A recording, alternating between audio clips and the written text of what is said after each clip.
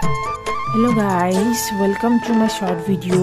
আজি যোৰহাট তিতাবৰ চিনামৰা ঠাইত অৱস্থিত দেওঘৰ নামঘৰলৈ বুলি গৈছিলোঁ। এই নামঘৰ 1789 চনত ভগৱানৰ কুৰ্ম অৱতাৰ ৰূপে নিজে নিজে আবিৰ্ভাৱ হোৱাৰ পিছত এই নামঘৰ স্থাপন কৰা হৈছিল। ইয়াতে বাইদেউসকলৰ পৰা ধূপ চাকি আৰু কিছু কথা পতাৰ পাছত আমি আগবাঢ়ি গ'লোঁ।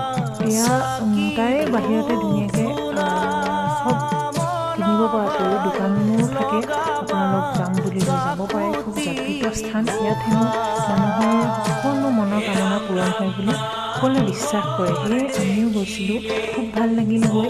ধুনীয়াকৈ তাত চাকি বন্তি জ্বলাবলৈও জেগা দিয়া আছে আৰু ধুনীয়াকৈ এইফালে ধূপ মন্দিৰ এভাগো আছে। মোৰ খুব বিশেষ একো আইডিয়া নাই যদিও আপোনালোকৰ মাজত অলপমান শ্বেয়াৰ কৰিবলৈ বিচাৰিলোঁ কাৰণে শ্বেয়াৰ কৰিলোঁ।